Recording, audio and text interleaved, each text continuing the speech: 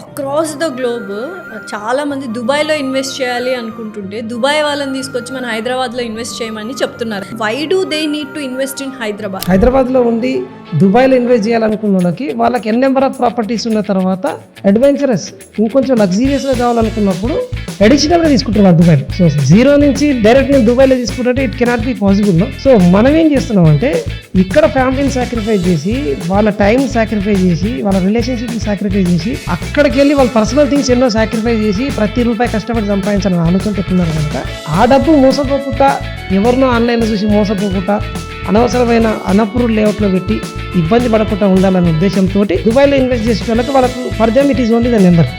But దుబాయ్లో NRIs ఉండి ఇక్కడ ఇన్వెస్ట్ చేస్తే for them it is a life is more than number కదా. Still there is a growth.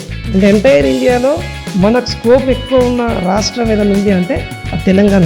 ఎందుకంటే అవుటర్ రింగ్ రోడ్ వచ్చింది, రీజనల్ రింగ్ రోడ్ 360 degreesలో రోడ్ వేసే పరిస్థితి మనకు ముంబైలో కానీ చెన్నైలో కానీ వేరే ఎక్కడ కనిపించదు. సో అందుకు Hyderabad not only from Dubai, from entire world looking for Hyderabad to invest in real estate. Invest India, invest in Telangana.